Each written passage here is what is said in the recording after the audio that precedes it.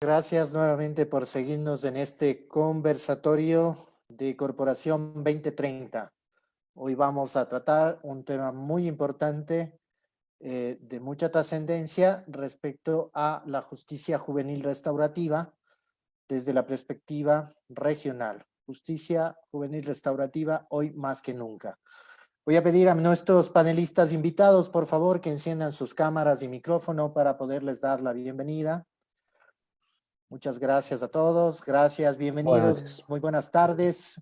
Me permiten presentarles a la audiencia, estamos con 27 contactos en aula y en incremento en su matriculación. Bienvenidos, por favor, Marjorie Echenique nos acompaña desde Honduras. Ella es especialista también, todos aquí son especialistas en justicia juvenil.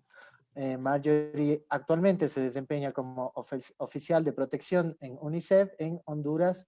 Bienvenida, Marjorie.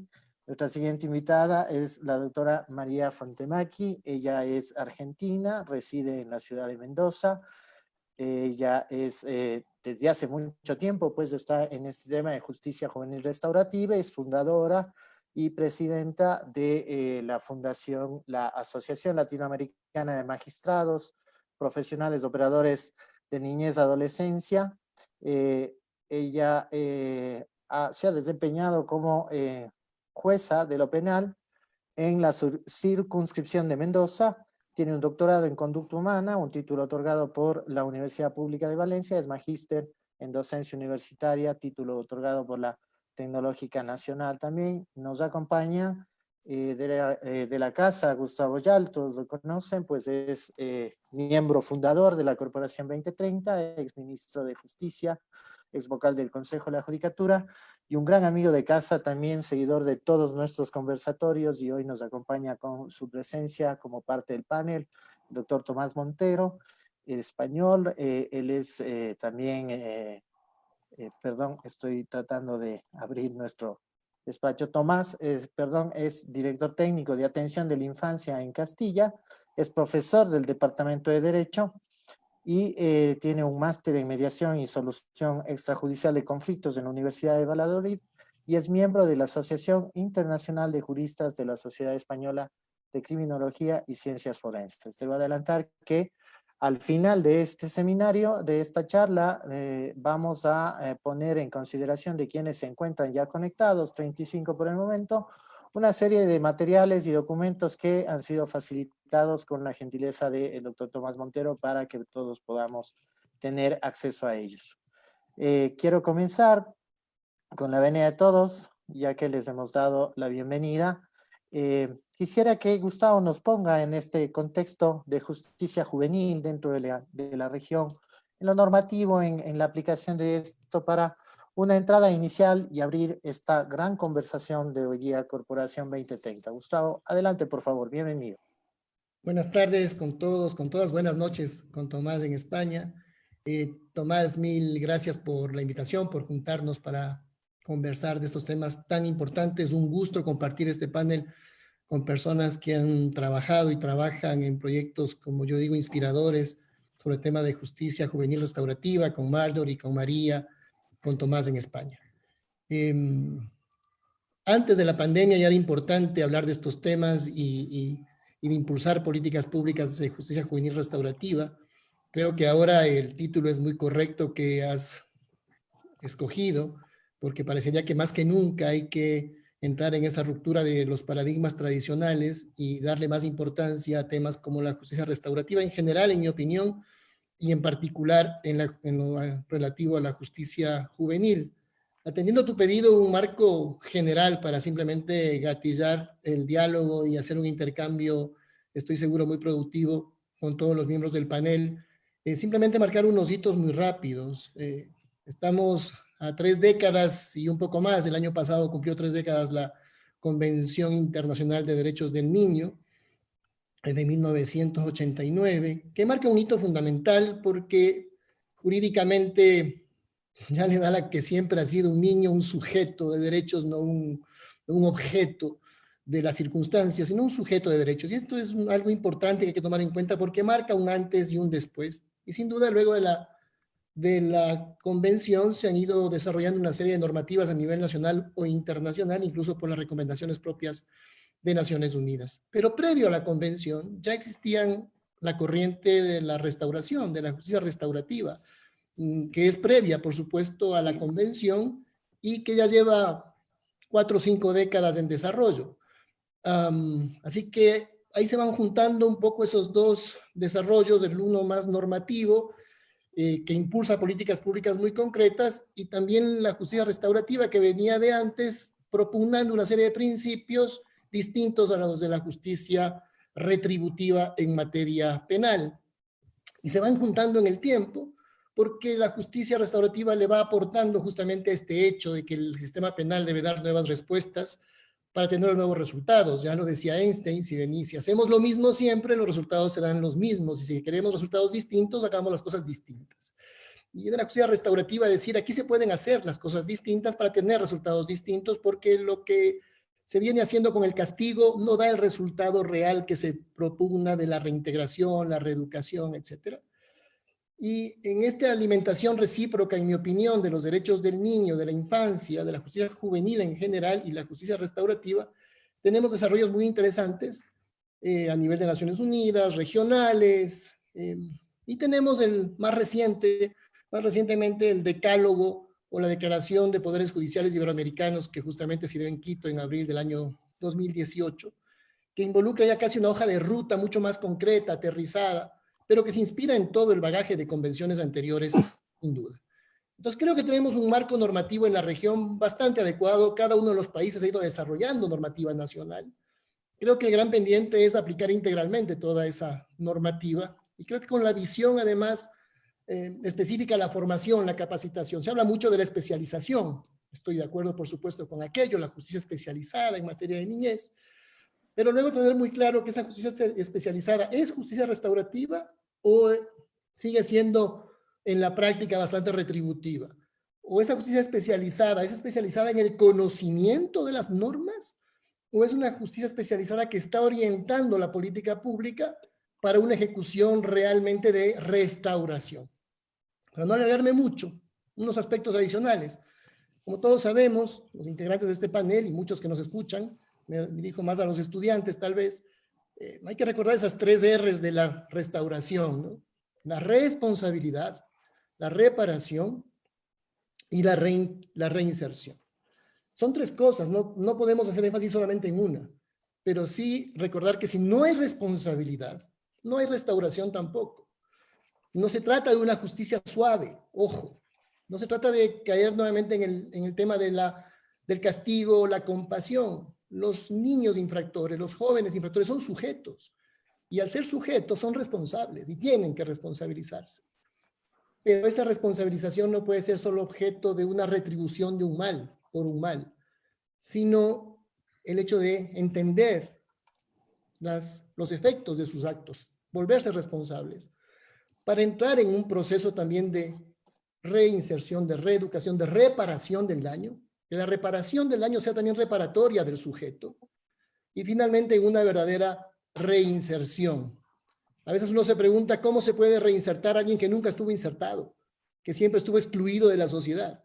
Entonces hay un efecto de una política pública integral, global, que creo que es el gran pendiente también en la región, que rebasa al Poder Judicial, por supuesto. El Poder Judicial puede hacer mucho en cuanto a la especialización de sus jueces, en cuanto a la aplicación integral de normas, en cuanto al impulso de salidas alternativas al proceso, a la sentencia, o incluso en la sentencia, procesos de medidas socioeducativas reales. Pero la ejecución de esas medidas requieren de una macropolítica estatal que rebasa al Poder Judicial, donde deben entrar ministerios de justicia, de salud, de educación. Lamentablemente en Ecuador hemos perdido el Ministerio de Justicia, que debía ser el que oriente y mantenga una visión absolutamente pedagógica de lo que implica la ejecución de estas normas. Y ahora sí termino, Tomás, excusándome por alargarme un poquito, pero solo quiero mencionar que, porque es hoy más que nunca en tu título, porque el mismo Comité Internacional de Derechos del Niño, en sus últimas recomendaciones relacionadas con esta pandemia, establece en su recomendación número 8, que justamente se establezcan medidas para eliminar en este contexto, en lo más posible, la privación de libertad de los niños, y se tomen todas las medidas para que, si bien el distanciamiento físico es necesario por salud, se tomen medidas para que ellos sigan en contacto con sus familias por su condición de niños. Es decir, toda la política pública, con pandemia o sin ella, debe estar inspirada por el interés superior del niño y saber que estamos hablando de un patrimonio fundamental de la sociedad, que son personas en formación, nuestros jóvenes. Gracias, Gustavo. Y es esto la justicia juvenil restaurativa, la visión diferente de un menor frente al conflicto de la ley penal. Responsable, que repare el daño y que se reinserte en la sociedad. María Fontemaki, adelante, por favor. Y bueno, buenas tardes. Ante todo, muchísimas gracias por permitirme estar en este ámbito tan latinoamericano, ¿no es cierto? Y también español, ya que para mí es muy importante, ¿no es cierto?, también el aporte de cada uno de nosotros y de cada una de las ciencias para tratar de lograr esto que bien nos manifestaban, ¿no es cierto?, de que hay que cambiar la mirada. Tenemos que tener ante estos espacios, ¿no es cierto?, con personas que están tratando de aprender, de ver cómo van a actuar, pues brindarle la posibilidad de tener otra mirada, una mirada diferente a la que hasta nosotros hemos tenido hasta ahora.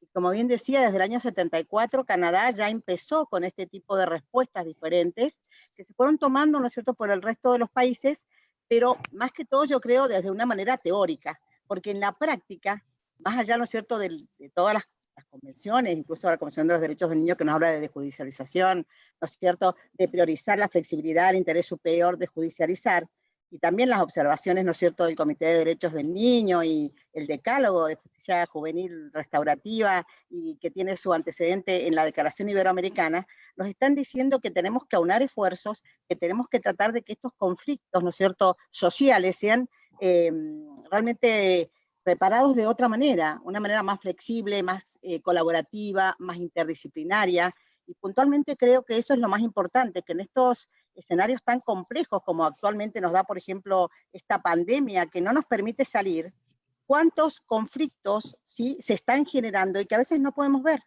Y sobre todo, si no priorizamos este interés superior de los niños, las niñas y los y las adolescentes cuando están privados de libertad. O sea que hoy más que nunca tenemos que propiciar esta toma de conciencia de resolver los conflictos de otra manera, de una manera más pacífica, más sanadora, con una intervención de la víctima, pero fundamentalmente de la comunidad, de la familia, como también se propicia, ¿no es cierto?, a través de estos círculos sanadores o de las conferencias, también en la resolución de conflictos, ¿no es cierto?, que muchas veces, y es una de las cosas que a mí más me preocupa, los operadores del derecho, ¿sí? Yo he sido jueza en lo penal de menores durante mucho tiempo, antes jueza de menores con las antiguas legislaciones que también toda Latinoamérica, ¿no es cierto?, ha tenido, y puntualmente es como que la aplicación de principios de oportunidad que lo permite la ley, esto de no seguir con el proceso, o la aplicación de la suspensión del juicio a prueba, que también en nuestro país tiene más de 30 años a lo mejor de sanción, es obviada por los operadores, fundamentalmente por aquellos,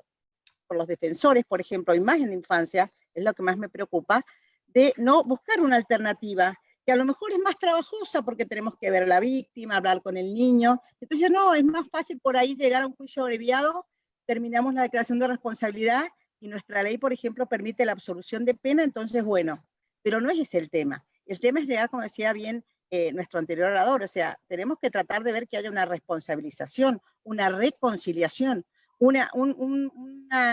realmente una pacificación del conflicto. Porque entonces, si no, aunque el niño o la niña obvie, ¿no es cierto?, por supuesto, una sanción o una privación de libertad, si no hacemos nada, ¿sí?, él también se queda sin nada. Entonces, por eso es tan importante propiciar estas nuevas maneras, estas nuevas posibilidades que nos da no solamente la legislación, sino esta experiencia de más de 30 años, ¿sí?, en prácticas restaurativas, en miradas, porque ya no es solamente una justicia, porque si estamos hablando de desjudicializar, ya tenemos que hablar de una mirada restaurativa más que de una justicia, porque tenemos que tratar que previo a llegar a ese proceso, que a veces es tan vulnerante para los adolescentes como para las víctimas, ¿no?, que muchas veces tampoco son escuchadas, y que su voz se da a través de un querellante que por ahí nunca habló con ellas. Entonces me parece muy importante humanizar.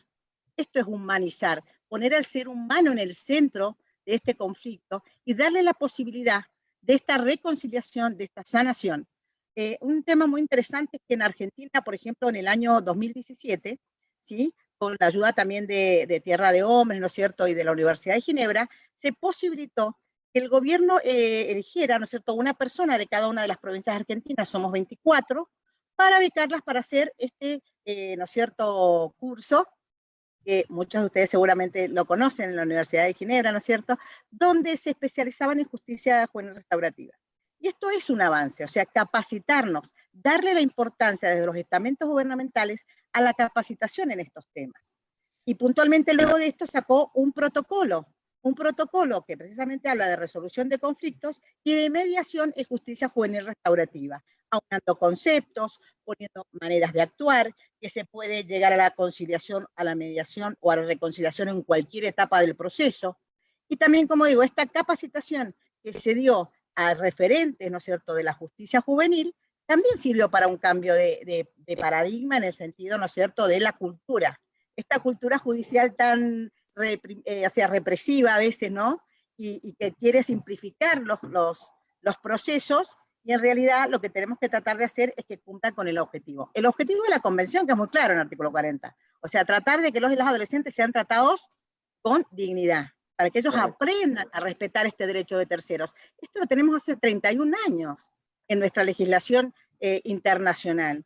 ¿Qué hemos hecho para lograrlo? Entonces, ¿cómo están creo actuando que los estados respecto a eso? Es claro, Ana María, y creo que el gran rol de esta medida no privativa está en saber cómo se procede al seguimiento de eso. Y me gustaría darle ahí cortamente la palabra a Marjorie, que es oficial de seguimiento de esto en UNICEF en Honduras, y buscar lo que se ha explicado, es decir, una medida alternativa a la privación, como se viene trabajando, por ejemplo, en la experiencia de Honduras. Muchísimas gracias, encantada de participar con cada uno de ustedes, un honor para mí.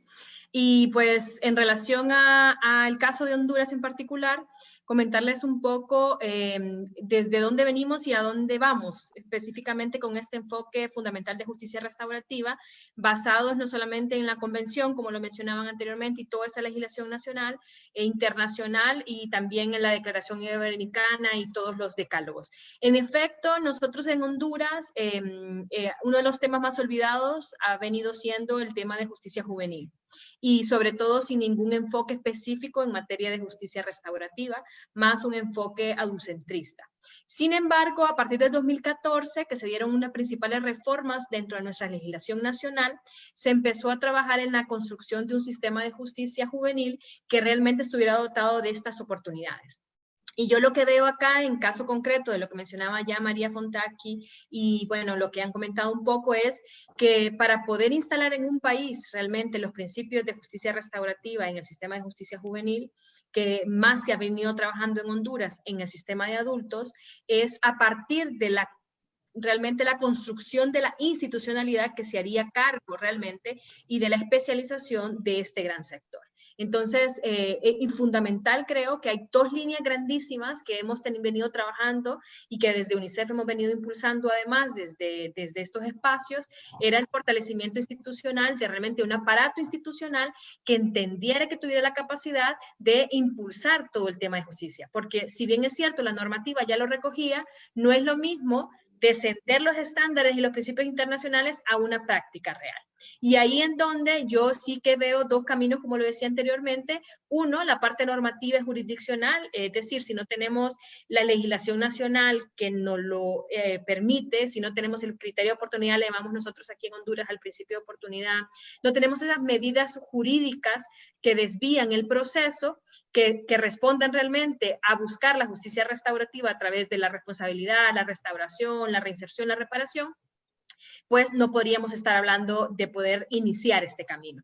Y habiéndose ya constituido en el país estas figuras legales y permitiéndose, pasaron muchísimos años, hasta ahora el 2020, que en Honduras pudiéramos sentarnos a hablar operadores de justicia, pero también órganos de protección especial, que en este caso se constituyó el Instituto Nacional de Menores Infractores. Aquí en este trabajo fuerte de fortalecimiento institucional implicaba sentar a operadores de justicia para que comprendieran el proceso legal de qué implica también justicia restaurativa dentro del proceso legal, y sentar también a las otras instituciones de protección que pudieran hacer el tema de reparación, el tema de conciliación, el tema de restauración o reinserción, porque tenían que ser dos instituciones o dos sectores institucionales que trabajaran de la mano. Y precisamente pues hemos arrancado este gran trabajo a través del diseño de un modelo de atención con enfoque en justicia restaurativa que permita sentar las bases de quién es el adolescente, por qué vamos a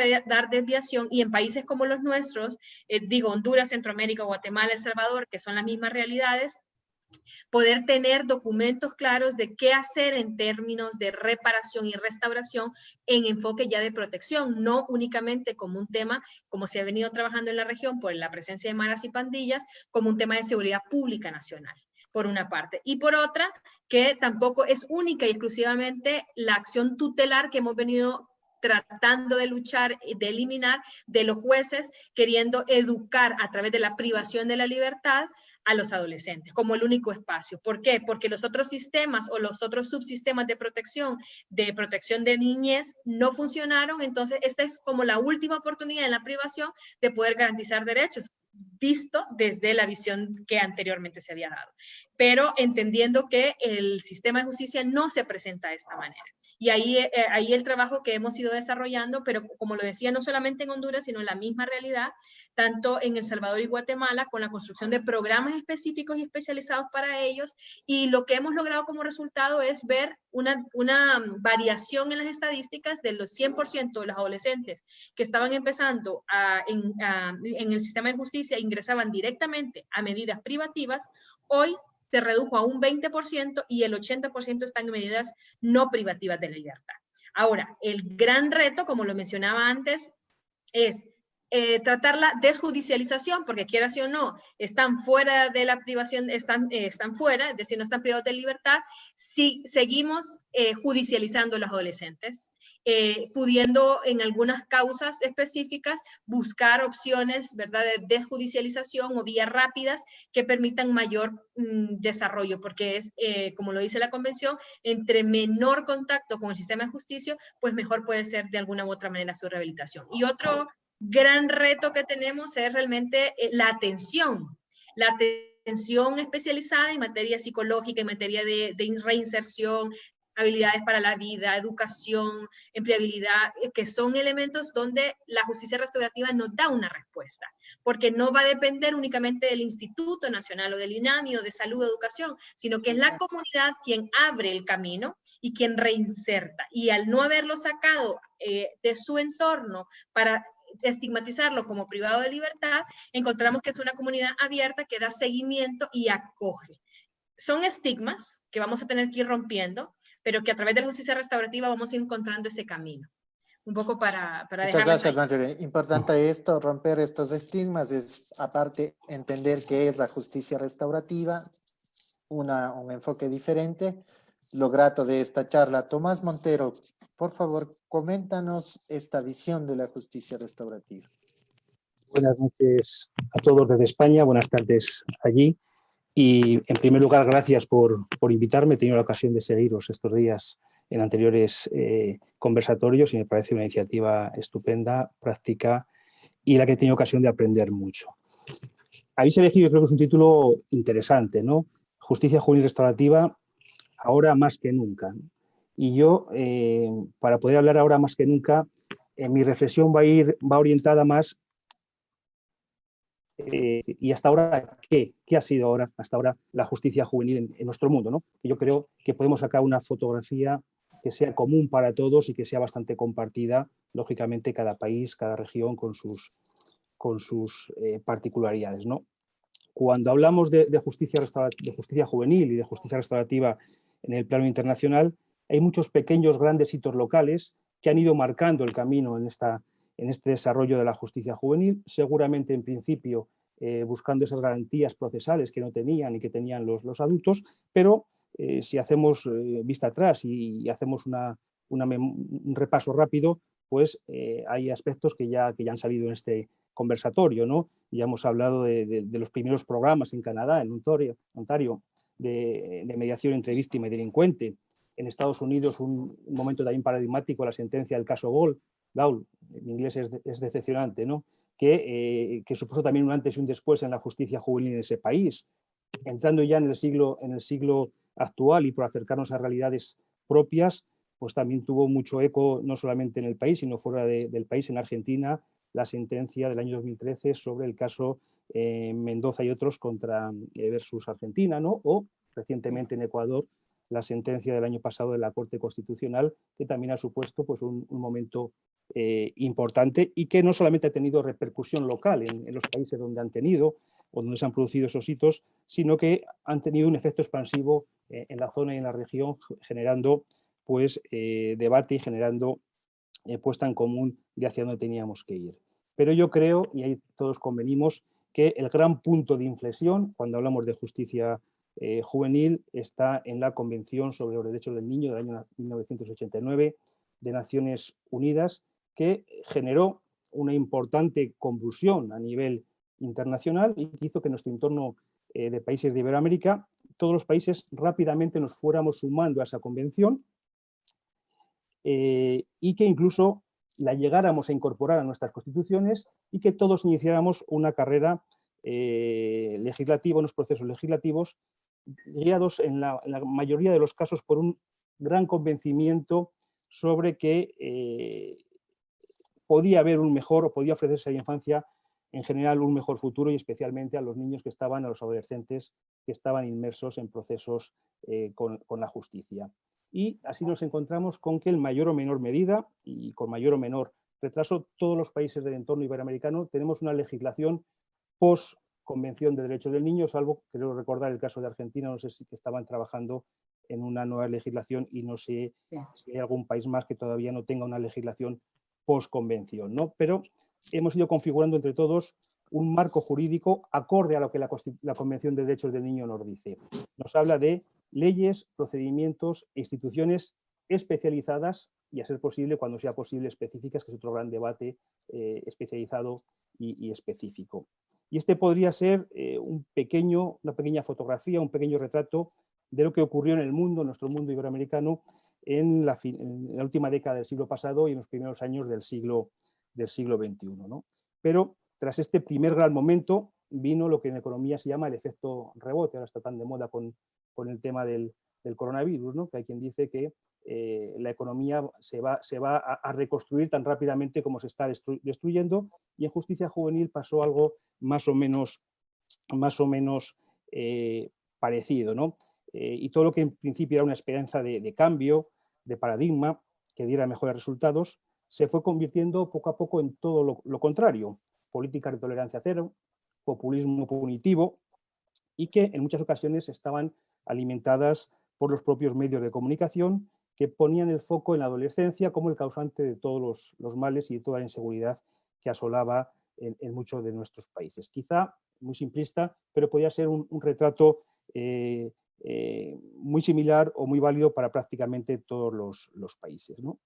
Y de ahí surgen pues, potentes corrientes involucionistas que abogan por reducir la edad de responsabilidad penal de los niños, que abogan por aumentar la penalidad de estos adolescentes, y un común amigo de muchos de nosotros, Atilio Álvarez, un defensor argentino, lo describe muy gráficamente, ¿no? Cuando habla de, así se me ve, cada vez más niños, es decir, cada vez la justicia juvenil llega a niños más pequeños y cada vez la justicia juvenil llega a mayor número de adolescentes, ¿no? En base a esa tendencia que hay.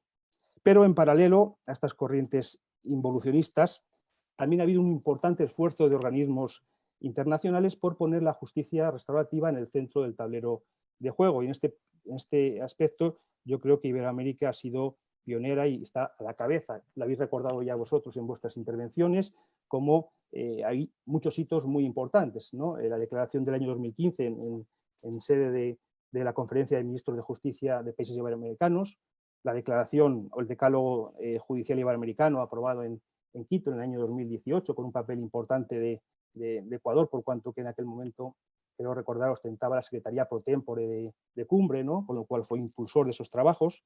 También la Asociación Iberoamericana de Ministerios Públicos ha aprobado en 2018 su declaración, pero ha habido otros muchos momentos importantes en otros foros no tan institucionales, como puede ser la Declaración de Costa Rica, promovida por ILANUZ en base a unas jornadas que hubo en un seminario que hubo en el año 2015, la Declaración de Tegucigalpa en el año 2008, la Declaración de San Salvador en el año 2009 o la Declaración de Lima en el año 2009 también, por poner el foco en el esfuerzo que desde Iberoamérica se ha hecho en trabajar en pro de la justicia restaurativa.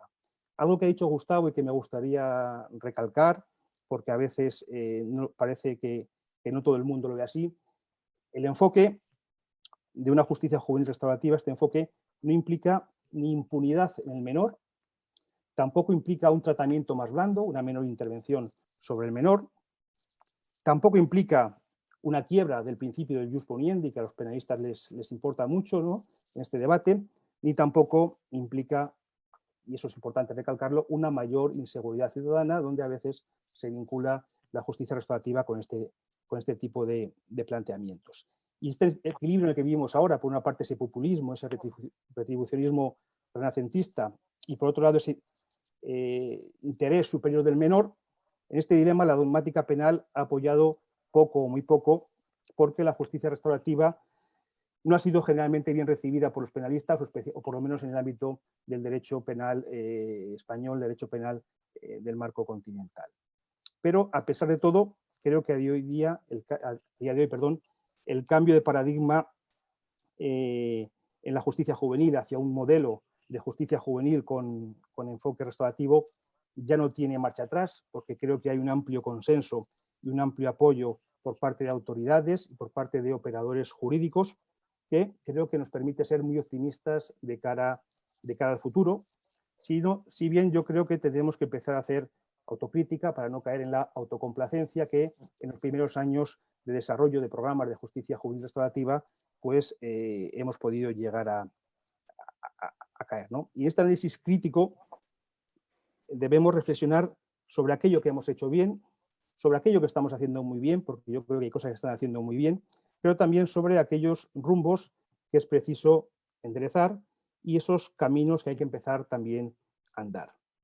Tenemos leyes específicas muy buenas, tenemos procedimientos específicos, algunos para mi gusto excesivamente obsesionados con las garantías formalistas, fruto también de la historia, ¿no?, del pasado, y también tenemos organismos especializados, al menos en su nomenclatura. Otra cosa es que luego su funcionamiento sea mejor o peor en cada país, pero tenemos jueces, tenemos fiscales, tenemos defensores públicos especializados en adolescentes infractores, tenemos una organización administrativa potente, en el caso de Ecuador, ¿no?, el Servicio Nacional de Adolescentes Infractores, los CAIS, las UDI. Tenemos un gran modelo en cada país. Hasta aquí yo creo que todo está ok, pero ¿dónde estarían esas limitaciones? Es el sitio donde yo quería llegar, con permiso de Tomás, antes de que sí, por favor. me corte, ¿no? Yo pondría el foco, intentando un poco resumir, porque hay muchas cosas que luego irán saliendo, en por qué la justicia juvenil restaurativa no ha acabado de arrancar en todos los países. Por una parte, yo entiendo que no hemos sido capaces en muchas ocasiones de traducir, lo decía la doctora María, en llevar a la práctica aquello que dicen los boletines, las gacetas oficiales, los diarios oficiales. Y esa falta de capacidad tiene o puede tener muchas explicaciones. La más fácil de siempre es la explicación presupuestaria, ¿no? Siempre se dice que la justicia en general cuesta y la justicia juvenil mucho más. Pero yo creo que no es el gran problema, suele ser la gran excusa. Yo creo que detrás de esa falta de arranque en algunas ocasiones está falta de liderazgo, falta de planificación en muchas ocasiones, y en momentos como el actual, pues porque las prioridades son otras. Por desgracia, la infancia siempre ha sido la última prioridad. Correcto. En muchas de las políticas, haya crisis o no haya crisis. Tenemos ya un gran catálogo de medidas, de sanciones en los diferentes países, 15 hay en España. Tenemos muy buenos operadores en el ámbito procesal, podemos elegir la medida más adecuada a cada menor, que conjugue esa respuesta, ese equilibrio entre la respuesta penal adecuada a su gravedad y también la respuesta adecuada a sus necesidades. Para cada caso ya tenemos una etiqueta: libertad vigilada, intervención socioeducativa, tratamiento ambulatorio. Cada país tenemos nuestro catálogo de medidas. Esa receta, que si utilizáramos una concepción clínica de la resocialización, requiere luego de alguien que la administre, de alguien que paute la intervención, de alguien que lleve a cabo esas decisiones, más si tenemos en cuenta que tradicionalmente los menores han tenido poca adherencia a todo o casi todo, especialmente a la intervención sobre su persona y sobre sus personalidades. Y este papel están llamados a ejercer o a llevar a cabo los sistemas de ejecución, tanto de medidas privativas de libertad como de medidas alternativas a la privación de libertad. Creo que hemos construido ya grandes hospitales, con grandes especialistas, con grandes máquinas para poder diagnosticar enfermedades, con grandes máquinas para poder llevar a cabo tratamientos, pero nos hemos quedado ahí. Nos falta personas que arranquen esas máquinas y nos falta también personas que administren esas medicaciones, ¿no? Que sería un poco, con esta comparación un poco clínica, el tema del planteamiento. Por la época, vale, y creo que todos lo entienden así. Y aquí es decir, tenemos pequeños grandes hitos, como bien lo has explicado, Tomás, y me voy con Gustavo. ¿Cómo hacer? Y ahora más que nunca, por eso el título, que estos pequeños grandes hitos locales sean regionales. Y lo que falta para poner a andar este gran hospital en la símil que Tomás nos planteaba, ¿qué es lo que se debe hacer? Gustavo. Yo le entiendo a Tomás, porque hay tanto que comentar y es un tema tan rico, igual a Marta y María, seguro que el tiempo se nos... Pero para justamente poder intercambiar, poder tratar de esquematizar, para no tomar mucho tiempo. Pero recojo una reflexión de Tomás hace un instante, ¿no? Si la economía va a volver a ser la misma rápidamente como era antes, yo personalmente espero que no. Pero volviendo a nuestro tema, creo que hay muchas cosas que no deberían volver a ser como eran antes, aunque estemos ansiosísimos de salir de casa y empezar a retomar mucho de nuestras vidas. Y creo que mucho, ojalá vuelva a ser igual, pero ojalá mucho no vuelva a ser igual. Y una cosa es el énfasis que hemos tenido en los temas penales y particularmente en tema de justicia juvenil.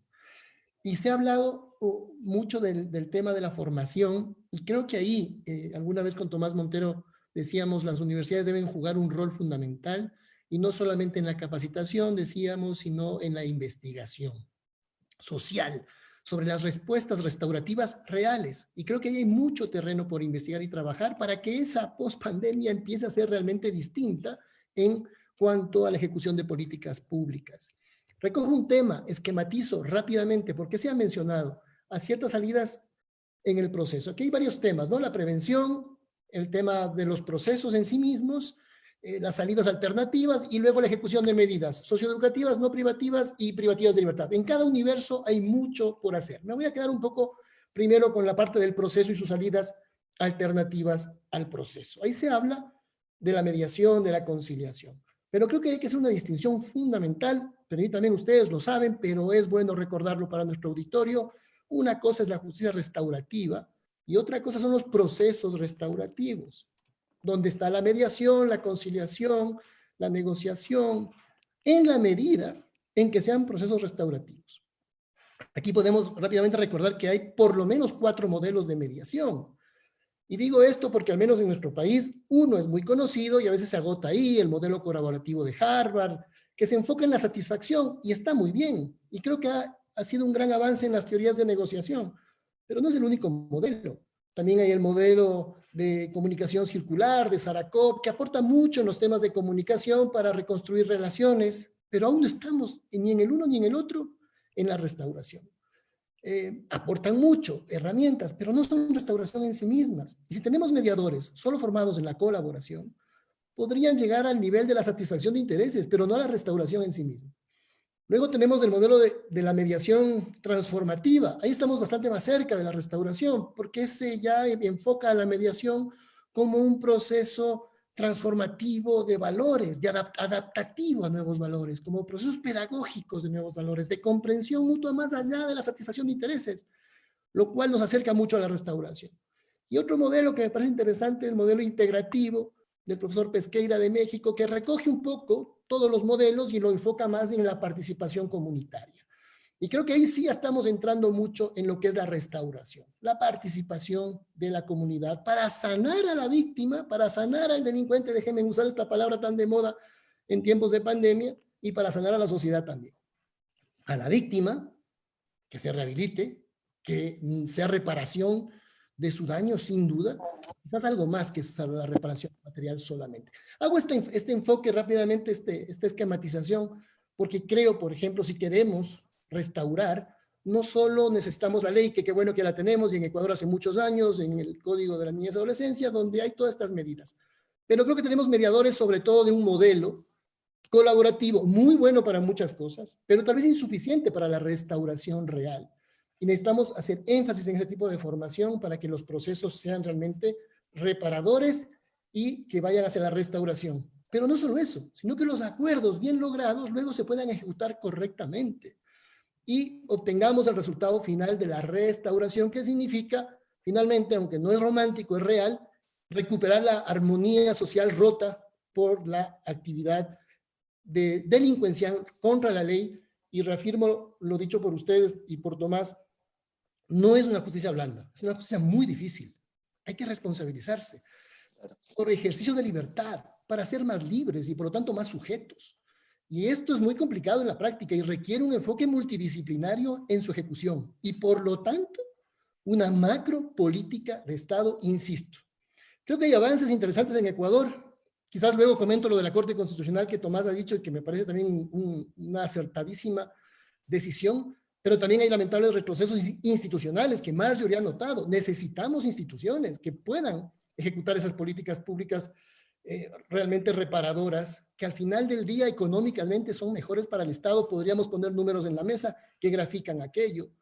Hemos perdido un Ministerio de Justicia que armoniza, esas políticas han ido nuevamente al Ministerio de la Policía, no me parece el mejor lugar para que estén, pero bueno, ojalá tengamos personas con visión, no solo humanista, sino técnica, que pueda armonizar en la práctica lo que puede producir el Poder Judicial en términos de decisiones que hoy la legislación le permiten tomar y en la cual también hay jueces adecuadamente especializados. Muchas gracias, Gustavo. Gracias a quienes nos están siguiendo nuevamente, 83 conectados a nuestro foro directo en Zoom, 75 siguiéndonos en Facebook Live. Se va a activar para ustedes el chat de preguntas porque la dinámica exige que nuestros panelistas puedan contestarnos directamente ciertas preguntas. Y voy con María Fontemaki. Desjudicialización. ¿Ok?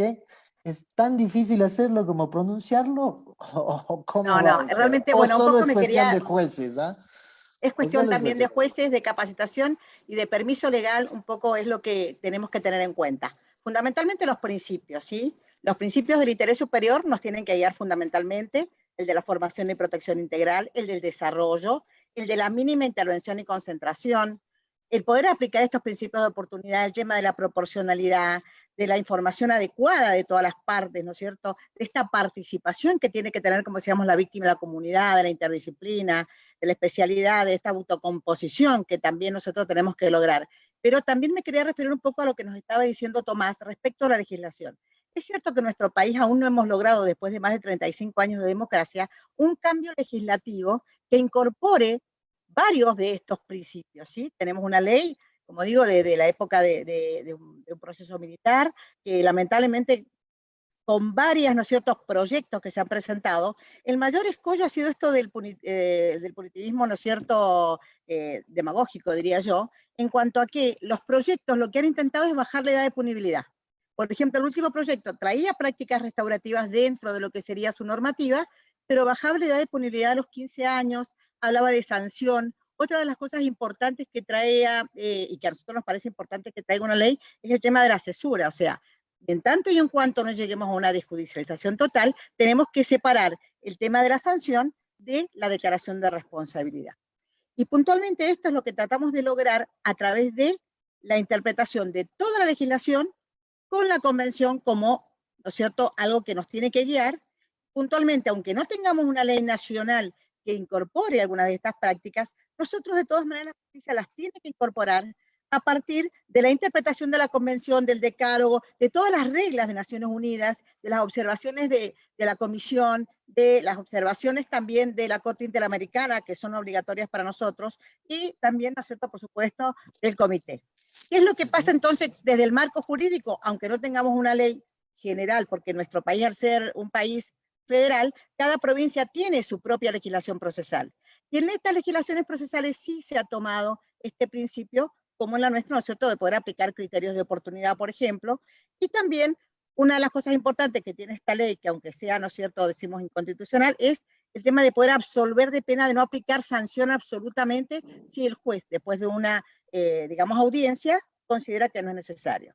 Entonces, lo más importante es decir, bueno, a la luz de toda esta legislación tenemos que tratar de que sea operativa la convención. ¿Y cómo? Y bueno, con esta capacitación e internalización de parte de los operadores del derecho, fundamentalmente los fiscales, ¿sí?, los abogados defensores que hagan planteos en este sentido para que pueda restaurar, ¿no es cierto?, en la vida tanto de la comunidad como del infractor y la víctima, ¿no es cierto?, un acuerdo, una paz social o una sanación, como bien decían ustedes.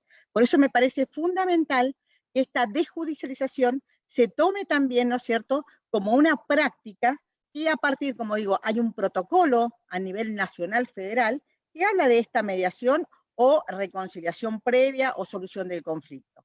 Entonces, lo más importante es capacitar para que se internalice por parte de los operadores esto, y que se pueda trabajar mucho en interdisciplina también, ¿sí? Y hacer en estas políticas públicas interinstitucionales, ¿no es cierto?, una mirada que pueda ser compartida por todos y por todas las personas que trabajan en este tema. Por eso me parece fundamental esto que hablamos recién, que decía tanto Gustavo como Tomás, de tomar en cuenta no solamente, ¿no es cierto?, la legislación, que aunque el país no la haya ayornado, tenemos la convención y todo lo demás que ya hemos nombrado, que se puede y tiene aplicación y es operativo, incluso por jurisprudencia que tenemos en nuestro país. El caso Mendoza, como bien dijo Tomás, que nos ha orientado a partir, ¿no es cierto?, de decir, tenemos que especializar. Y digamos, esta sentencia habla de especialización también policial, de los penitenciarios, ¿no es cierto?, de todos los organismos que trabajan o que tienen contacto con los jóvenes que han sido inmersos o que están inmersos en el sistema penal juvenil. Por eso me parece muy importante tener en cuenta todo esto, ¿no es cierto?, y que es posible, y que tenemos que seguir luchando, y como bien decían también de las universidades. Yo, por ejemplo, bueno, dirijo una maestría en criminología donde una de las asignaturas es justicia juvenil restaurativa, y que ya queremos ponerle directamente mirada restaurativa, porque tiene que ser desde el primer momento en que ingresa a lo mejor un joven o que hay un conflicto social, hasta, ¿no es cierto?, resolverlo. Entonces me parece muy importante que esto se pueda ver, y en las universidades puntualmente darlo como una asignatura tal cual como damos derecho penal o cualquiera de las otras. Muy importante eso, la formación. Muchos pensamos que este sistema de justicia, por el desconocimiento que tiene, implica otras cosas que estamos viendo completamente equivocados. Marjorie, la fortaleza de las instituciones, esto que se ha creado en Honduras, explícanos un poco cómo ha ido el avance y las estadísticas que te han reflejado, porque es importante medir esto para saber qué camino tomar. Sí, en efecto, el fortalecimiento institucional ha sido un gran reto. Para nosotros una ventaja esencial fue que el INAMI, por ejemplo, el Instituto Nacional de Menores Infractores, que realmente lleva a su cargo lo que es el seguimiento, la ejecución de las medidas, que de todos los elementos que veníamos hablando, faltaba ese gran eslabón, porque el sistema de justicia, pues los operadores, si bien es cierto, ya tenían un grado de especialización, pudimos constituir a través de esta gran reforma jueces de la niñez que no existían en Honduras. Sí, falta muchísimo de formación específica en operadores de justicia para que conozcan qué es la justicia restaurativa en general, pero al constituirse una nueva institución que nace ya en el marco de todos estos debates que hemos estado desarrollando, pues entonces trae consigo también desde el nacimiento un enfoque de justicia restaurativa en cada uno de sus programas y específicamente en todas las acciones que desempeña. Sabemos que de todo el eslabón de justicia juvenil no es esta institución la que va a dar respuesta a todos estos elementos. Y ahí es donde, por ejemplo, a partir del año pasado y hemos empezado a construir lo que es la política nacional de justicia juvenil con enfoque en justicia restaurativa, con el propósito de poder hacer esa articulación multidisciplinar que ya antes habían mencionado, que no va a ser una intervención únicamente jurista, únicamente psicológica o sociológica, sino que deberán de concurrir distintos. Es decir, ha sido un empuje después de un abandono en el país por estos temas, como lo hemos mencionado anteriormente, por un desconocimiento, por falta de formación, pero que también mucho me llamó la atención, como mencionaba, en la parte no solamente de formación, sino también de investigación de los fenómenos, porque eso también da respuesta a muchas de las tomas de decisiones que se han ido logrando. Es decir, por ejemplo, cuando se planteó el tema de la reducción de la edad punible, que la investigación misma arrojara que el problema de seguridad pública que se tiene en Centroamérica, en Honduras en particular, no responde a la vinculación de estos adolescentes al sistema de seguridad o al sistema de maras y pandillas. Y eso, pues, estos datos estadísticos, esta investigación ha ayudado mucho a ir cambiando la mentalidad, pero sí ha sido un reto terrible, sobre todo para determinados sectores del país, entender que la justicia restaurativa realmente no implica una impunidad, sino implica un trabajo mucho más arduo, pero también es repensarse la solución de los conflictos de una manera más ordenada y que realmente podamos cortar de raíz. Yo creo que por ahí un poco ha sido una gran ventaja para nosotros el ver surgir una institución de cero que ya trajera consigo dentro de sus bases sólidas estos principios que acabamos de mencionar y no reconstruir algo que tal vez podría traer vicios del pasado. Muchas gracias. Tomás, creo que tenemos una pregunta del público, un comentario del público que quizás nos puedas ayudar a resolver. Y nos dicen, se pregunta Joaquín Olmedo, si para algunos adolescentes que están acostumbrados a este castigo o al castigo como un medio de trabajo, se podría trabajar cambiando los sistemas de tratamiento en estos centros o los centros que hacen el seguimiento. ¿Qué opinas en tu experiencia? Buenas noches, Joaquín. Un saludo, porque Joaquín es un gran abogado de España y además es un gran abogado muy preocupado por los menores, con lo cual me congratula que se haya incorporado y nos esté escuchando, ¿no? Es un sabio de la materia. Yo creo que a veces cuando hablamos de justicia restaurativa, de justicia juvenil restaurativa o con enfoque restaurativo, unos trabajos que tenemos pendientes es ordenar un poco las ideas, ¿no? Tenemos ahí un aluvión de muchas cosas y me gusta que Joaquín utilice la palabra castigo, porque yo creo que los sistemas de justicia juvenil no tienen por finalidad castigar al menor, ¿no?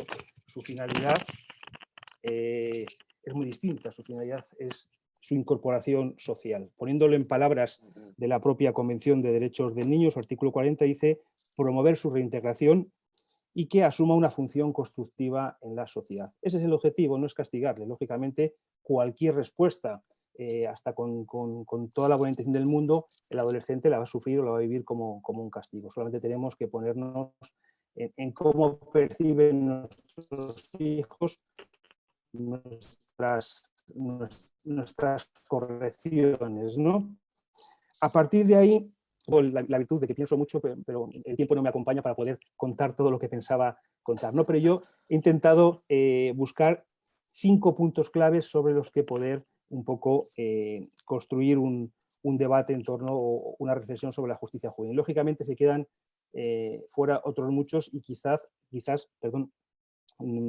no tenga la lucidez mental para haberlos ordenado de forma clara.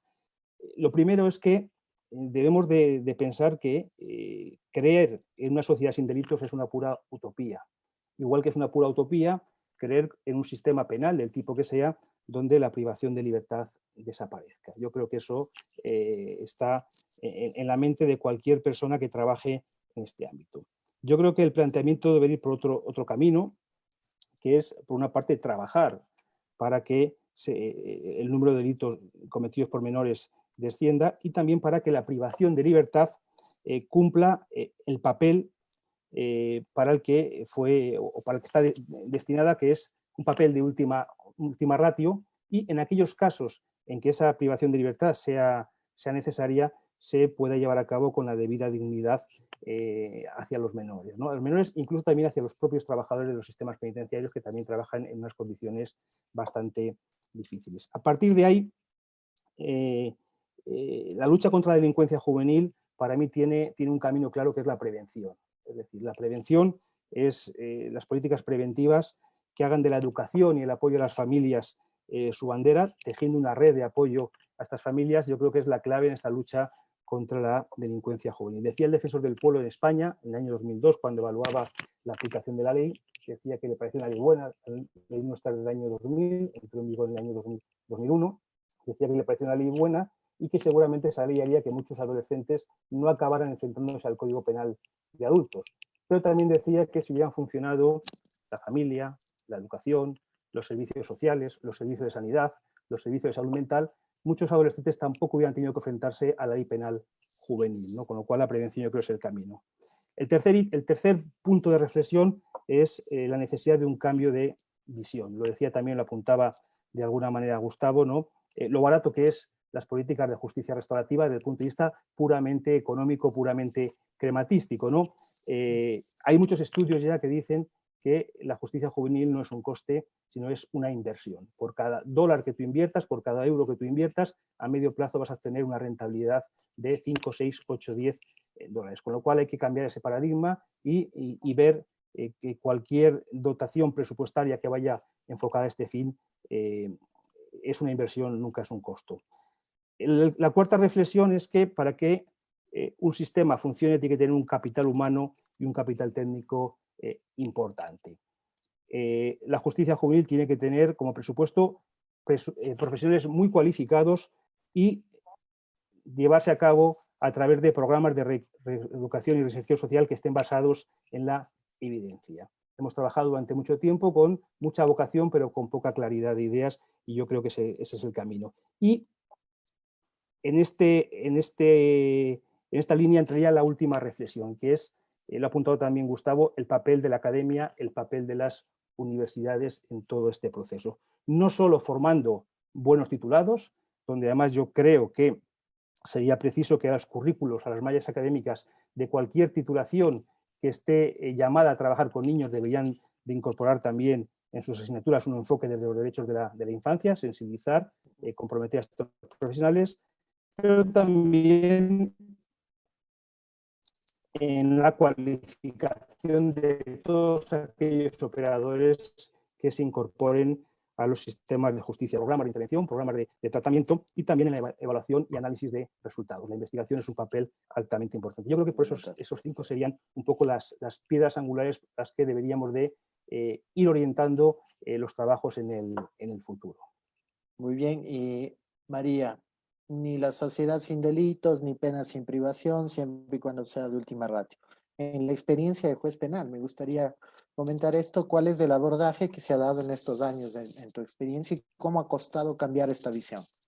Bueno, sí, es muy importante este tema porque realmente, como decimos, se ha tratado de capacitar, yo he sido encargada de la capacitación tanto judicial y siempre, ¿no es cierto?, tratando de poder llevar estas nuevas ideas. Como digo, hace más de 20 años se hizo un primer seminario donde se empezó a hablar de justicia juvenil restaurativa.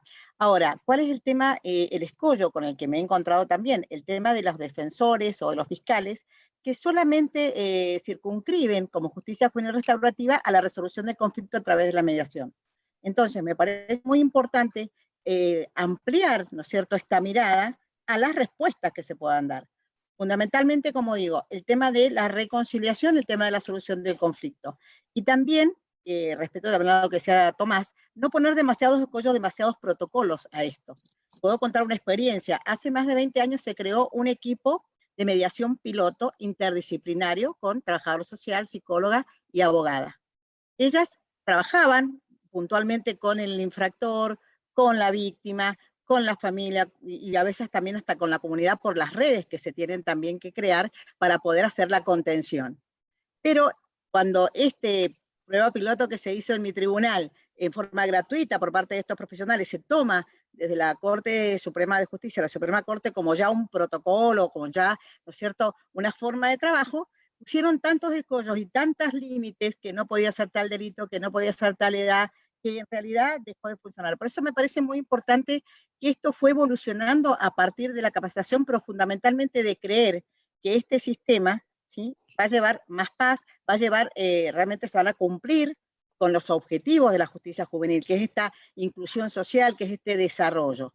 Y se hace también como una prevención, ¿no es cierto? Como una prevención, porque si uno actúa bien en el primer caso con un adolescente o con un adolescente, luego vamos a tener una respuesta diferente. En la justicia nacional, a partir, ¿no es cierto?, de la convención, cambiaron los procedimientos y se respetó, por supuesto, las garantías del debido proceso. Pero esto también trajo sanciones muy graves, porque como que el derecho, ¿sí?, que antes se veía nada más que como una situación de protección o tutelar, con leyes que todos conocemos desde los años 60 en adelante, bueno, al cambiar el sistema con la convención, se crearon precisamente organismos u órganos especializados, pero que realmente no tenían una especialización real. Entonces, en vez de dar una respuesta mucho más especializada, teniendo en cuenta al adolescente, al grado de madurez, ¿no es cierto?, y a una alternativa a la sanción, salieron sanciones muy graves que dieron, por supuesto, ¿no es cierto?, nacimiento a esta jurisprudencia que mencionó Tomás del caso Mendoza. Entonces, nuestro país y las distintas estrategias que se han ido llevando adelante por parte de los tribunales han ido variando. Actualmente tengo que decir que ha progresado mucho, que ya no hay, como nuestra misma ley nos permite absolver de pena, prácticamente a lo mejor un 20% podría decir de adolescentes que son sancionados, el resto se toman medidas alternativas y se absuelve de pena. Puntualmente en mi provincia ahora hay un 2% de sanción, el resto son absoluciones de pena porque se dan medidas alternativas educativas y se considera que no es necesario aplicarlas. Y también es muy importante decir que se encuentra colaboración de otras instituciones, hay fundaciones, ¿no es cierto?, que están trabajando mucho en el tema de justicia juvenil restaurativa y puntualmente, ¿no es cierto?, se hace un trabajo interinstitucional del municipio, de colegios de abogados, de defensorías, o sea que como que esto ha tomado, ¿no es cierto?, un rumbo que yo creo que es muy auspicioso para que eventualmente y en el paso del tiempo podamos tener una respuesta muy diferente a los y las adolescentes que ingresan al sistema penal. Muchas gracias, María. Antonio Aquiles Álvarez pregunta, Gustavo, ¿cómo integrar a la gente que de afuera, el público común, sobre la justicia restaurativa, piense que la justicia de este tipo, o respecto a los jueces, es no hacer nada y dejar sin castigo al delincuente juvenil? ¿Qué hacer? Un agradecimiento al señor Álvarez por la pregunta. Sin duda hay un tema cultural y de visión, como María ha reiterado en algunas ocasiones. ¿A qué estamos viendo? Estamos viendo el daño, estamos viendo el infractor, estamos viendo cómo restaurar la armonía en la sociedad, cómo recuperar a esos sujetos de derechos que han cometido un delito, en alguna ocasión es extremadamente grave, que no puede quedar en la impunidad, sin duda, sin respuesta del sistema. Pero la pregunta es, ¿qué respuesta del sistema vamos a dar para realmente superar? La justicia retributiva ha tenido unas respuestas, pero que históricamente no han sido la mejor solución. Tomás recordaba hace un instante a este buen amigo Atilio Álvarez, un gran defensor público argentino, que justamente en su lenguaje también futbolero de Argentina decía, en el internamiento, si seguimos simplemente castigando, estamos haciendo las formaciones juveniles de los futuros grandes delincuentes, la formación juvenil, como en los términos de... La línea base del fútbol. Entonces, de lo que se trata es justamente de que cuando el joven salga, no tenga las puertas cerradas de todo el mundo y solamente abiertas las de la mafia, sino que tenga puertas abiertas en la sociedad. Y realmente hay un proceso de reintegración. Pero para ello es fundamental el tema de manejar bien su libertad. Y para manejar bien su libertad hay que construir la responsabilidad y ser consciente de los daños causados. En procesos que son extremadamente complejos, quiero insistir. Y antes de continuar respondiendo, porque la pregunta da para mucho, alcancé a ver que nos está escuchando Carlos Tiffer, y ese maestro iberoamericano, es un honor que nos escuche, de ILANUD. Igualmente alcancé a ver a Víctor Herrero, de España, quien ha ayudado tanto a Iberoamérica en estos temas y que en particular en la Convención de Poderes Judiciales en Quito fue clave para que saquemos el decálogo iberoamericano de justicia juvenil. Permítanme en esos apuntes porque los objetivos son importantes, pero las personas hay que reconocerlas en los aportes que han venido dando en estos temas. Y retomando el tema, quiero mencionar que en Ecuador tenemos unos avances también que debemos explotarlos mejor para vincular más a la sociedad y ser también medibles en cuanto a que no hay impunidad, sino realmente un proceso restaurativo. Y me refiero a utilizar de mejor manera, más ampliamente, y ampliar la figura del juez de paz. El juez de paz en Ecuador, para conocimiento, se lo eliminó a finales del siglo XIX como un gran avance. Solo jueces letrados, no más jueces de paz. Se lo eliminó. Muchos países iberoamericanos lo mantuvieron, como Perú, por ejemplo, que tiene una gran tradición en la justicia de paz. Ecuador lo eliminó como un gran avance. Lo recuperó en el año 2008. Ese juez de paz tiene unas competencias muy específicas comunitarias, resuelve en equidad algunas cosas y produce conciliaciones. Pero ese juez, esa figura de juez de paz, que en Ecuador es elegido por la propia comunidad, puede convertirse también en el gran veedor de lo que ocurre con las medidas socioeducativas no privativas de libertad. Y creo que en particular en nuestro país debemos estimular la creación de más jueces de paz, que no son jueces letrados, que resuelven en equidad y cuya virtualidad sobre todo es su liderazgo en la comunidad. En eso se requiere mucho liderazgo, como decía hace un instante Tomás. Así que hay mucho por hacer en muchos ámbitos y no bajo solamente lo limitado y rígido de establecer una sanción privativa de libertad. El debate no puede ser más años o menos años de privación de libertad. El debate tiene que ser qué hacemos con esa privación de libertad, qué está ocurriendo ahí adentro cuando es estrictamente necesaria, porque ya los principios los han recordado todos, la privación de libertad debe ser realmente excepcional, más aún en los temas de personas en formación, realmente excepcional. Pero la sociedad espera resultados, la sociedad espera seguridad, y en esto también la fórmula de Kofi Annan resume mucho del debate. Kofi Annan decía, mucha gente se cuestiona qué es primero, si primero nos desarrollamos para tener seguridad o primero hay que tener seguridad para podernos desarrollar.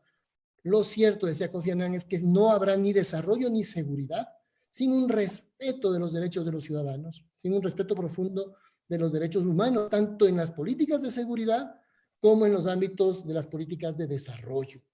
Es decir, recursos yo creo que siempre se pueden encontrar. Estamos en pandemia, hay urgencias, hay prioridades, pero también hay obligaciones que los estados no pueden descuidar y que deben mirar también sus presupuestos con la perspectiva del desarrollo humano, que es una obligación además de los objetivos 2030 de Naciones Unidas, y también por otro lado, evidentemente, todos los temas de seguridad ciudadana que no se pueden descuidar tampoco. Y en esto, las respuestas que da la justicia restaurativa significa respetar la dignidad de las personas, creo que María lo apuntaba, y esa palabra resume mucho, respetar la dignidad de las personas, también apuntando resultados reales para que no haya inseguridad, para que no haya reiteración de los daños. La justicia retributiva nos ha dado altos índices de reincidencia. En cuanto a los procesos más complejos de restauración, tenemos reiteración menor, no digo que nula, pero es menor. Y en todo caso vale la pena todos esos esfuerzos porque ahí estamos dentro realmente de un proceso de educación. De otra manera, nos quedaríamos simplemente en el postulado, pero no en algo medible, concreto, en el que la educación realmente sea más preponderante que la retribución, que el castigo. Realmente la educación. Insistiendo siempre que el concepto de responsabilidad, en mi opinión, siempre tiene que estar presente, inclusive desde una perspectiva distinta a la jurídica, pero inclusive dentro de los procesos de mediación y de reconciliación, porque no podemos decir que estamos restaurando porque hay espacios de mediación. Ojo, oigan, ustedes saben, la mediación para mí es muy cara en términos de afecto, quiero decir, muy apreciable. Hemos impulsado toda la vida la mediación, pero no confundamos procesos de mediación que pueden ser eventuales a procesos de restauración, donde la mediación es una gran herramienta en la medida que esté enfocada como proceso restaurativo y no solamente de satisfacción de ciertos intereses. Insisto, muy importante, pero no es suficiente. Así que no pensemos que hacemos justicia restaurativa porque hay espacios de mediación. De la mediación puede salir un buen compromiso de restauración y luego hay que ejecutarlo con una buena política pública. Y correcto, y es esa ejecución quizás en donde se debe ver que esta política funciona.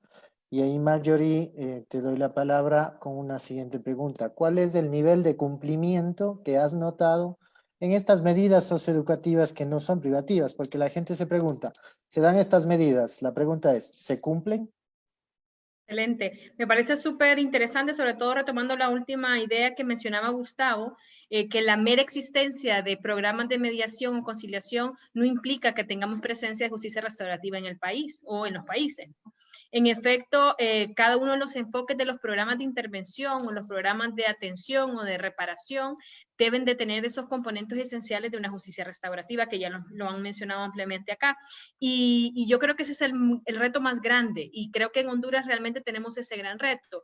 Cuando nosotros cambiamos de un modelo privativo, de un 80-20, privativos 80, a uno no privativo, 80 no privativo y un 20 privativo, realmente fue un gran aplauso, pero realmente lo que teníamos era un reto enorme a nivel de país, porque lo que estábamos mencionando acá era ausencia de programas de intervención que tuvieran un enfoque basado en evidencia, que tuvieran evaluaciones sistemáticas, un seguimiento adecuado, equipos multidisciplinares que pudieran realmente reparar, generar responsabilidad en el adolescente, y un adolescente que está fuera del sistema porque la institución no era tan fuerte ni sólida para poder llegar a donde el chico está.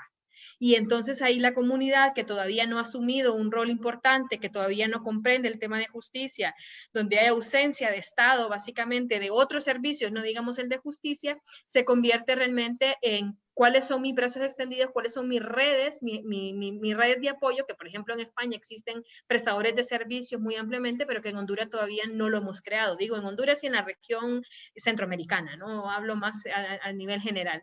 Y ahí creo que la importancia a partir de este año de replantearnos la creación de programas específicos y, como bien lo mencionaban antes, basados en evidencia, que nos dijeran realmente la terapia cognitivo-conductual nos está funcionando, realmente la terapia sistémica en torno a la familia también nos está funcionando, pero particularmente cuáles son esas causas endocrinógenas o criminológicas que invitan a nuestros adolescentes, porque tampoco es copiar el modelo perfecto que tal vez tiene España, Argentina o Ecuador, sino es adaptar lo que ya tenemos a nuestra comunidad para que realmente haya una responsabilidad y reparación para el hondureño, para el quien ha cometido la acción.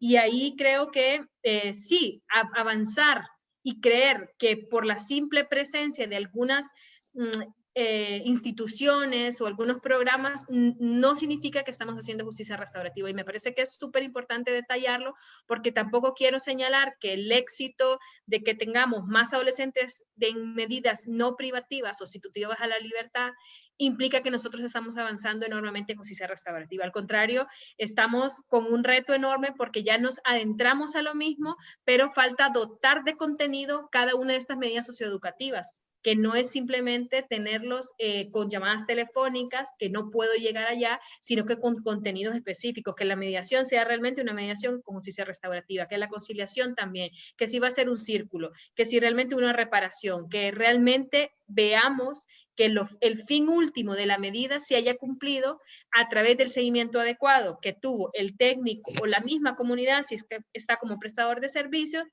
o si es la propia institución la que lo está trabajando. Y ahí creo que la articulación de todos los sectores como equipos multidisciplinares se hace fundamental, ¿verdad?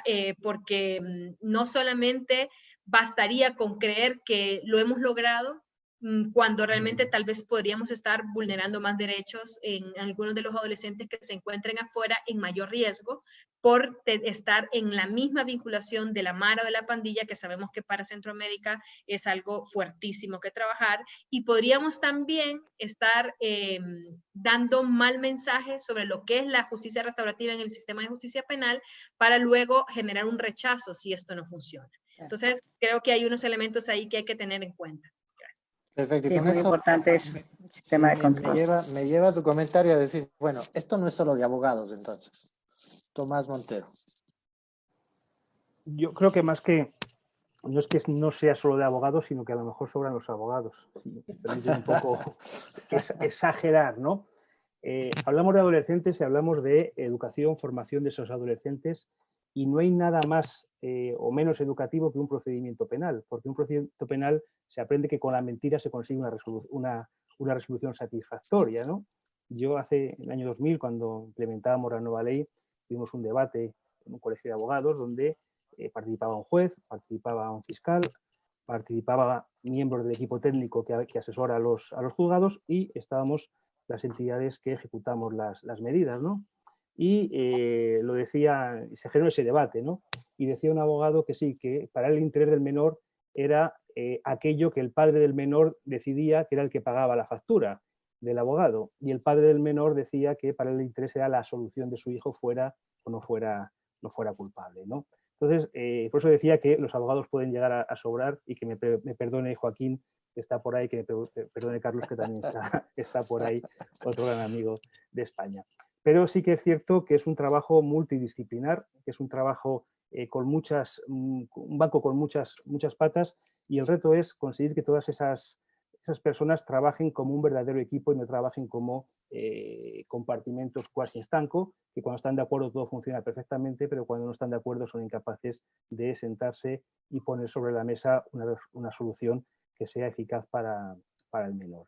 Y ese es el gran objetivo. Siempre hemos hablado mucho del interdisciplinario, de lo multidisciplinario, y todavía yo creo que ahí nos falta una cierta cultura para que esa teoría que tenemos todos, para la redundancia, interiorizada, se manifieste en el día a día de una forma correcta, ¿no? Y es un gran reto de cara al futuro. Cada uno tiene su parte, cada uno tiene su espacio, pero al final todos actuamos sobre una persona, todos impactamos sobre un adolescente, y si no impactamos de la misma manera podemos hacerle mucho daño a ese adolescente, ¿no? Y siempre los ejemplos de la vida cotidiana son los más fáciles de entender, ¿no? Esos procesos de separación de padre, de matrimonio, ¿no? Donde los hijos, que son lo que más quieren, acaba siendo el elemento arrojadizo que unos utilizan contra otros, ¿no?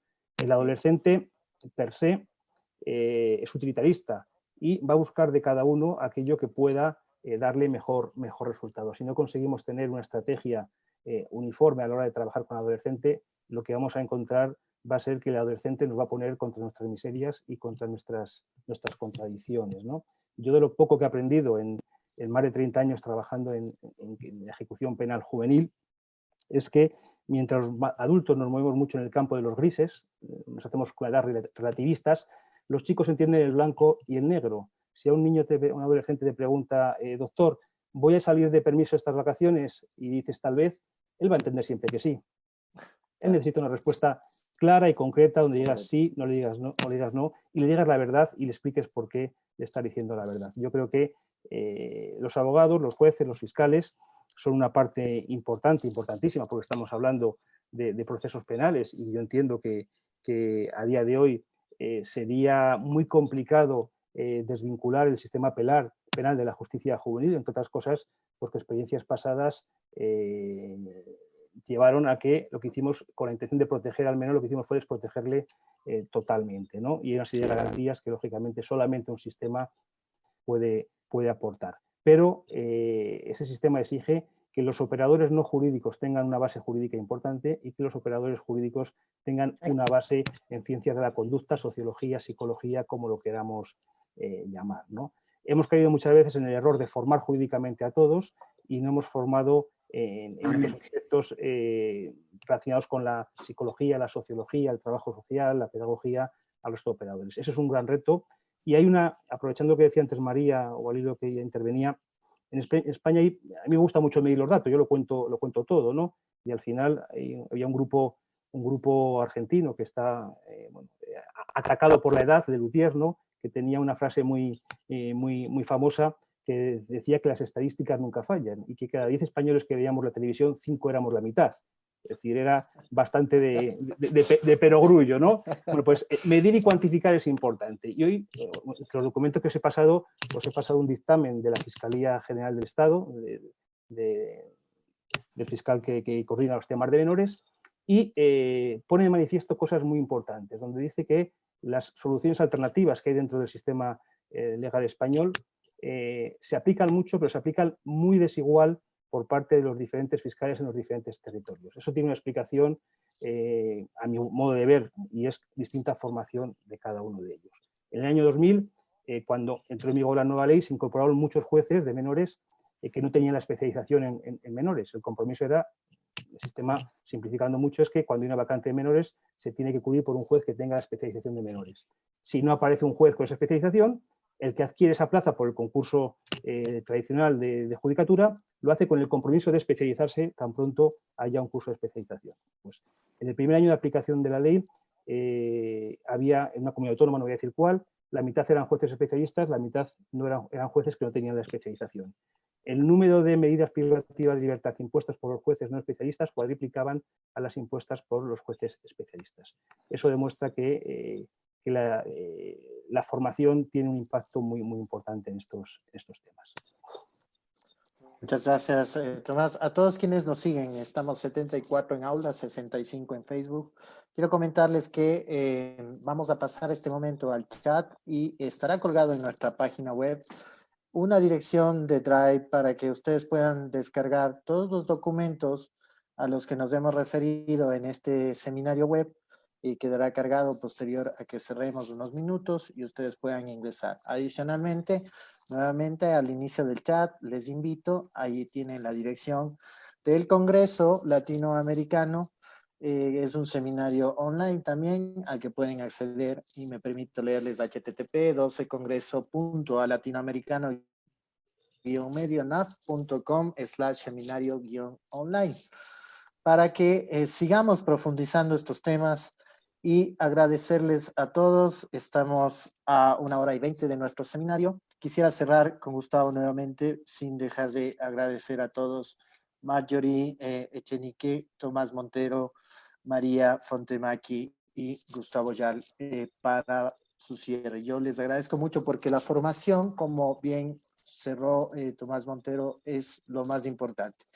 Y aquí creo y quiero invitar a que se piense en un rol fundamental de las universidades. Gustavo, cerremos nuestra charla y muchas gracias a todos. Tomás, primero, un honor haber compartido este panel con todos los integrantes, del cual uno sale muy enriquecido con sus reflexiones. Por otro lado, decir que en América Latina seguimos siendo, en América Latina, el continente con más grandes desigualdades, grandes riquezas y grandes miserias. Y eso es un caldo de cultivo para la delincuencia y la exclusión social, que está a un paso de nuestros jóvenes. Entonces, el tema de los jóvenes en conflicto con la ley no es un tema que desaparece mañana. Hay que desaparecer desigualdades. Esos son compromisos ya gubernamentales que deben lograrse, pero en el camino los poderes judiciales tienen estos grandes desafíos de atender a los jóvenes en conflictos con la ley, dando respuestas nuevas. Hay un tema que no hemos mencionado en este conversatorio y solamente lo voy a dejar planteado, que es el tema de las drogas, de las adicciones, que deben ser parte de políticas preventivas, porque nuestros jóvenes y en condiciones de exclusión, el reclutarlos para las mafias microtraficantes y caer en las adicciones es definitivamente ir perdiendo su futuro.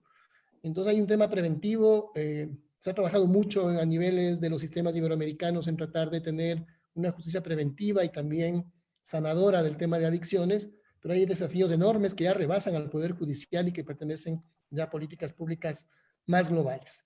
Por otro lado, también puntualizar en algo, insistiendo en lo partidarios que somos de la mediación y de la conciliación, entender que deben realmente siempre hacerse bien. Alguna vez en una experiencia vimos cómo un juez además salía muy contento diciendo que había logrado que ese joven que había arranchado un celular devuelva el celular y terminado el proceso. Claro, ese joven devolvió el celular porque se vio atrapado y la víctima temerosa aceptó el celular y se fue con miedo a su casa. Y ese joven muy posiblemente volvió a arranchar un celular a la primera ocasión que tuvo. Eso no es mediación, al menos no transformativa ni reparadora. Entonces necesitamos que si hay una responsabilización de la evidencia, en ese caso de un delito flagrante, haya un tratamiento mucho más profundo y especializado. En buena hora que se haya satisfecho la parte material de la recuperación de un bien robado. Pudo haber sido peor incluso. Pudo haber sido peor incluso que ese joven termine en una medida privativa de libertad y de la cual salga tal vez con habilidades mayores en la delincuencia. Pudo haber sido peor incluso, estoy de acuerdo, pero tampoco confundamos que eso era una situación de reparación real, que es mucho más compleja y que involucra políticas más amplias. Y para terminar, Tomás, aquí se ha hablado mucho de la educación y es absolutamente cierto, esa educación basada, que es la fuente de la verdadera libertad. No se puede hablar, por ejemplo, de la situación de libertad en una sociedad con tantas personas que no acceden a una educación de calidad? No son libres, no es una sociedad libre. Libertad es que todo el mundo tenga acceso también, no solo a los derechos políticos, sino a los económicos y sociales, poniéndolos a todos en un plano de igualdad. Todos los derechos humanos son iguales. No podemos decir, preocupémonos de la libertad solamente. Si no me preocupo de la educación, no me estoy preocupando de la libertad. Y por lo tanto ahí las medidas socioeducativas tienen que ser realmente educativas, y ahí necesitamos gente con mucha visión, con mucho compromiso, como como los que nuestros compañeros de panel han demostrado, y sobre todo en el área de las personas destinadas a ejecutar esas medidas socioeducativas, para que sean realmente una respuesta, que no sean impunidad, que nadie quiere, que tampoco sean retribuciones de castigo absolutamente inútiles para la reinserción social, sino que sean realmente educativos. Y termino con esta reflexión que al escucharles recordaba de Juan 23, que decía que en el ámbito educativo, que para enseñar aritmética a Juan, no solo hay que saber aritmética, sino que hay que querer a Juan. Y creo que es un tema de valores educativos fundamentales, ver al sujeto y realmente ahí producir un verdadero proceso educativo. Mil gracias por la invitación, Tomás.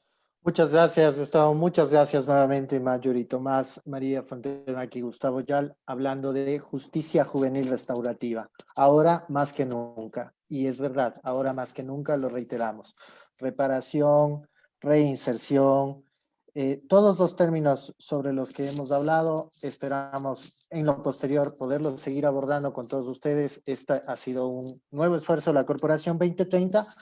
Y para cerrar este ciclo del mes de mayo con acceso a justicia inicialmente planteado, pues vamos a hablar finalmente el próximo jueves 28, y quedan todos cordialmente invitados sobre a dónde nos ha llevado todas estas charlas: tutela judicial efectiva y los medios que tenemos para garantizarla, hoy en la pandemia y más adelante. Muchas gracias nuevamente a todos quienes se han conectado. Estuvimos hoy con casa llena prácticamente, 80 personas en nuestra aula, 75 personas en nuestro seguimiento de Facebook Live. Muchas gracias a todos nuestros panelistas. Gracias por ese material educativo que gentilmente queda compartido en esta aula y estará colgado en la página web de la Corporación 2030, www.corporacion2030.com. Muy amables, muchas gracias. Buenas noches, Tomás. Buenas tardes, Marjorie, María Fontenaki y Gustavo Yal. Gracias a ustedes. Hasta luego.